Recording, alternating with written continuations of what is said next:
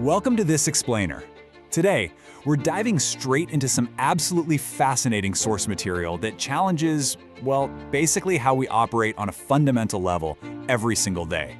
We're going to look closely at the very fabric of how we spend our energy, how we connect with others, and honestly, how we literally experience the passing of time. So if you're looking to cultivate a richer mindset and finally take back control of your day-to-day rhythm, you are in the exact right place. Let's get right into it.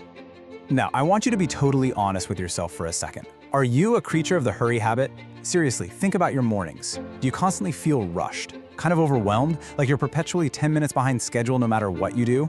Right, we've all been there.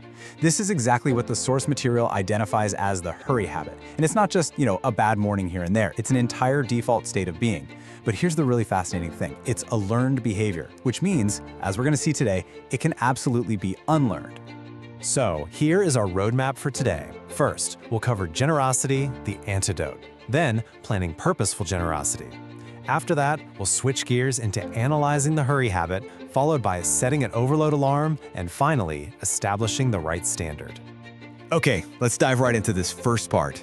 Generosity, the antidote. The source material makes a remarkably bold claim here. It states that generosity is actually the direct, structural answer to greed. Now, greed is rooted in this mindset of scarcity, right? That underlying, nagging fear that there simply isn't enough time or money or resources to go around. Generosity, on the flip side, literally forces your brain to act from a place of abundance. It physically shifts your focus outward and totally neutralizes that scarcity panic. It's not just a nice, warm, and fuzzy alternative, it's a real tool that actively rewires how you perceive exactly what you have. Which brings us right to Section 2, Planning Purposeful Generosity. And this brilliantly illustrates how we actually execute this because, let's be real, you don't just permanently defeat greed overnight. You have to engineer a new lifestyle, and you do it in 3 distinct steps. Step 1, you decide to be generous on purpose. Step 2, you make a concrete plan. Think along the lines of automatically donating $20 a week or blocking out exactly 1 hour every Saturday just to mentor someone. And step 3, you stick to it until it becomes an absolute creature of habit. You're moving from a completely abstract idea to a structured, highly actionable reality. Now, I really want to emphasize that first step, being generous on purpose. This is the absolute linchpin of the whole process. Listen, random acts of kindness are wonderful. They really are, but they don't rewire your default habits. If you just sit around waiting until you happen to feel like giving, or until some situation forces your hand, well, you aren't actually in control. Intentionality is the crucial bridge here between just having good intentions and actually living a generous life. You're actively deciding, way ahead of time, exactly who you want to be. All right, let's shift gears to Section 3, analyzing the hurry habit. Now, what's really interesting about this is how it connects to that scarcity mindset we just talked about. That feeling of there's never enough time is exactly what breeds the hurry habit. We kind of trick ourselves, don't we? We think the main advantage of hurrying is efficiency. We think rushing somehow beats the clock. But when you methodically weigh that against the hidden costs, the mounting stress, the careless mistakes, the totally surface-level interactions with people, the constant underlying anxiety, the equation completely falls apart. Hurrying is literally a habit with a terrible return on investment. So how do we fix it? That leads us to Section 4, Setting an Overload Alarm. The source introduces this incredibly practical tool to stop the vicious cycle, the overload alarm. Think of this like a check engine light for your soul.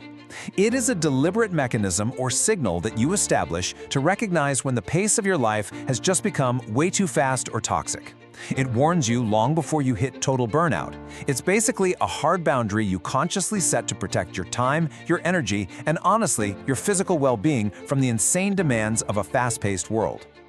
So I have to ask, what does your personal overload alarm look like? Because, it's going to be completely different for everyone. Is it a physical signal? Maybe your shoulders get super tight, or your breathing gets really shallow. Or maybe it's mental. Like maybe you start snapping at your family, or you suddenly realize you've read the exact same email 3 times and still have no clue what it says. Actually, scratch that. I think we've all done the email thing. But seriously, you cannot reset your pace if you don't first know what your specific personal alarm looks like.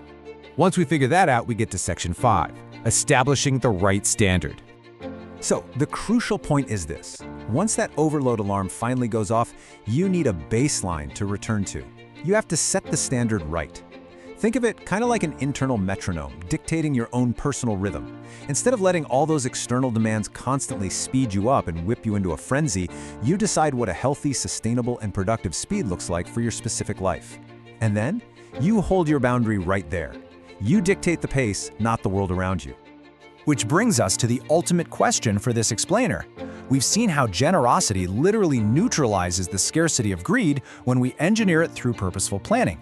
And we've seen how the hurry habit can be totally dismantled by understanding its massive hidden costs, setting that personal overload alarm, and resetting our baseline rhythm. So the knowledge is right here in your hands.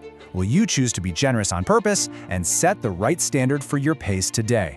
Ultimately, the design of your daily habits is entirely up to you. Thank you so much for joining me for this explainer. Take these protocols, try applying them this week, and I'll see you next time.